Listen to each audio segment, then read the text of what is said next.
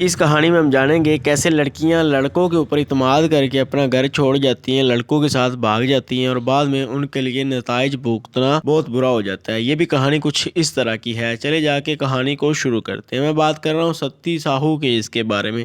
छत्तीसगढ़ के बालुईशपुरा शहर में नाजरीन ग्रामी नकली नोट काफ़ी ज़्यादा चल रहे होते हैं। ACCU वाले जो होते हैं महकमे वाले, उनको खबर मिलती है कि शहर में काफ़ी ज़्यादा नकली नोट आए हुए हैं। नाजरीन वो इस फिरात में होते हैं कि कैसे भी नकली नोट छापने वाले बंदे को पकड़ा जाए और कौन ये बंदा नकली नोटों के काम कर रहा है। नाजरीन 200 वाले नोट और 500 वाले काफ़ी ज़्यादा नकली नोट मार्केट में चल रहे होते हैं। पुलिस वाले इस फिरात में होते हैं कि कैसे न कैसे बंदा हाथ आए। नाजरीन उनको पता करते करते एक बंदे का नाम सामने होता है जिसका नाम होता है पवन सिंह ठाकर। नाजरीन ये पवन सिंह ठाकर जो होता है पालीशपुरा में एक किराए का मकान लेके रह रहा होता है। पुलिस वाले इसकी रैकी करनी शुरू कर देते हैं कि इसके साथ कौन आता है, कौन मिलता है, क्या करता है और क्या नहीं करता। रैकी करने के बाद नाजरीन 5 मार्च 2023 को पुलिस वाले इसके घर के ऊपर रेड मार देते हैं। नाजरीन पुलिस वाले जब इसके घर जाते हैं तो यहाँ पे देखते हैं कि इनको वो कलर भी मिल जाता है जिससे वो नकली नोट छापता था और नकली नोट छापने वाली मशीन भी मिल जाती है, वो कागज़ भी मिल जाता है जिससे नकली नोट बना रहा था और काफ़ी ज़्यादा नकली नोट भी मिलती हैं। लेकिन नाजरीन जितनी पुलिस वालों ने तवक्को करी थी कि बढ़िया बढ़िया गठियाँ मिलेंगी, उस तरह की गठियाँ नहीं मिलती। एक नॉर्मल बंदा जिस तरह नकली नोट छाप रहा होता है इस तरह।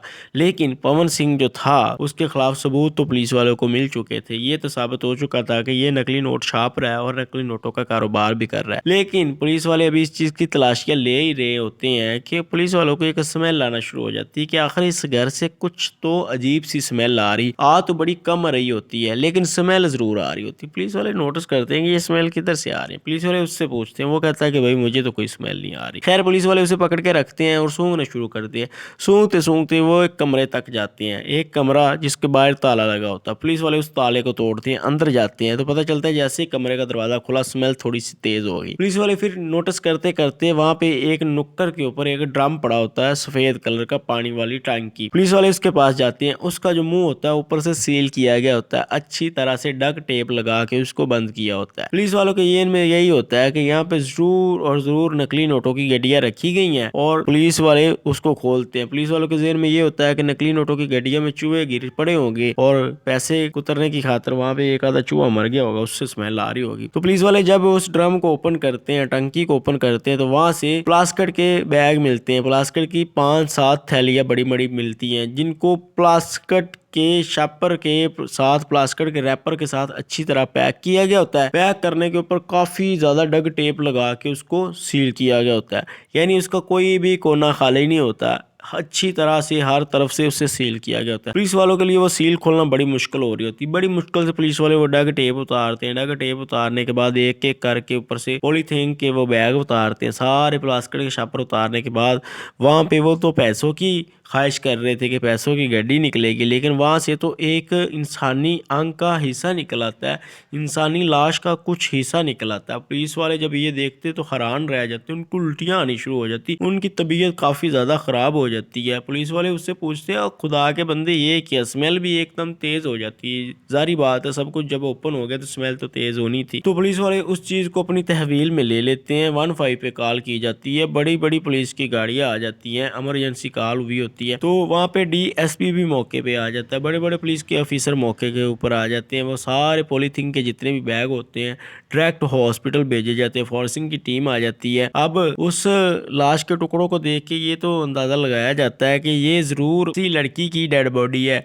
और ये 1.5 से 2 माह पुरानी डेड बॉडी है। पुलिस वाले एविडेंस इकट्ठे करने के लिए फोरेंसिक की टीम जो होती है एक एक सबूत इकट्ठा करने के बाद पुलिस वाले जो होते हैं पवन ठाकर को थाने में ले जाते हैं। वहां पे जाके उसके खिलाफ 302 की FIR देते हैं और नकली नोट छापने की भी उसके खिलाफ FIR दी जाती है। पुलिस वाले उससे पूछते हैं कि भाई ये क्या, ये किस लड़की की डेड बॉडी है और तुमने क्या बना रखा है, घर में इतनी स्मेल थी कि तुम्हें पता नहीं था और ये डेड बॉडी तुमने किसकी छुपा रखी है। तो पवन ठाकर कहता है जी मुझे इस डेड बॉडी का नहीं पता, मैं तो सुबह अपनी काम पे चला जाता हूँ, उसकी नाजरीन ग्रामी फ़ोटो कापी की एक शॉप होती है और कैमरा रिपेयरिंग करने की शॉप होती है।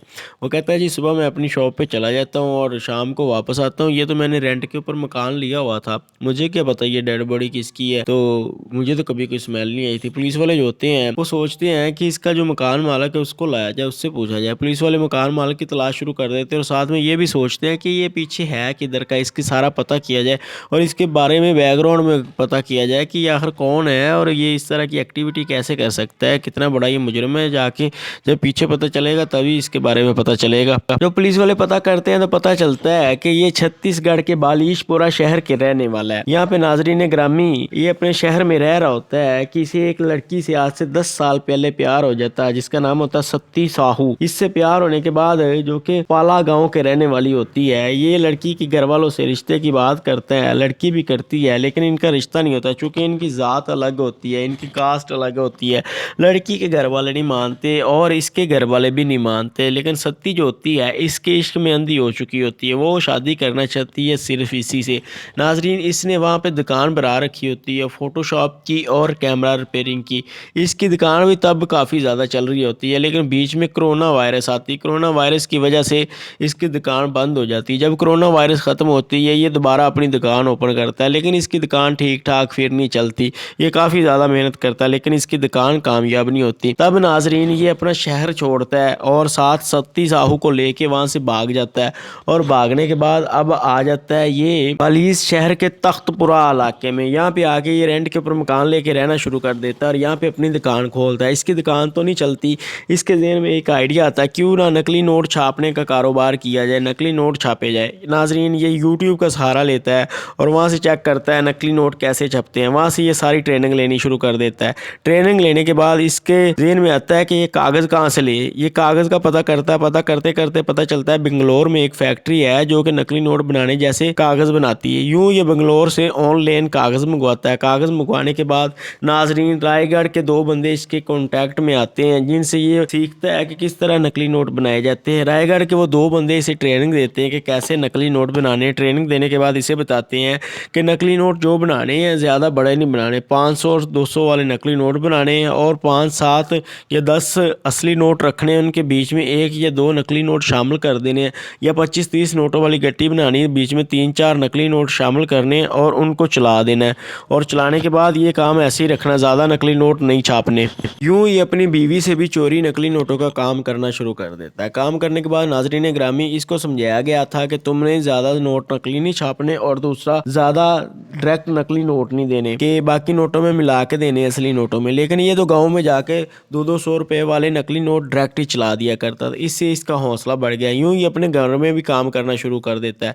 पुलिस वाले अब इसके खिलाफ में काफ़ी ज़्यादा सबूत रखते हैं इसके खिलाफ। पहले तो ये नहीं मान रहा होता, पुलिस वाले जब ज़्यादा ज़ोर देते हैं तो ये मान जाता है कि हाँ मैंने अपनी बीवी को कत्ल कर दिया और वो जो डेड बॉडी मिली है वो सत्ती साहू की है। पुलिस वाले पूछते हैं कि क्यों कत्ल किया। वो बताता है कि जब हम यहाँ पे आ चुके थे तो हमारे यहाँ 2 बच्चे पैदा हुए, एक लड़का और एक लड़की। लड़की बड़ी थी तो मैंने अपने बच्चों को अपने पास ही रखा हुआ था। हम हंसी खुशी अपनी ज़िंदगी गुजार रहे थे। एक दिन मुझे शक हुआ अपनी बीवी के ऊपर कि ये किसी लड़के से बात करती है और मेरे काम के ऊपर जाने के बाद लड़के से मिलती है। तो मैं अक्सर इससे पूछता था कि वो लड़का कौन है, मुझे बता दो, तो ये बताती नहीं थी। एक दिन हमारी ऐसे ही लड़ाई हो रही थी कि मुझे गुस्सा आया, बच्चे बाहर खेल रहे थे, मैंने इसका गला दबाया। गला दबा रहा था कि ये मर गई। मर जाने के बाद मैंने सब कुछ गुस्से में किया था। मैंने इसकी डेड बॉडी जो कि बेड के नीचे छुपा दी। बेड के नीचे डेड बॉडी छुपाने के बाद मुझे ख्याल था कि ये काफ़ी आबादी वाला शहर है, तो आस्ता आस्ता करके मैं इसके लाश के छोटे टुकड़े करूँगा और इसे घर से बाहर ले जाऊँगा।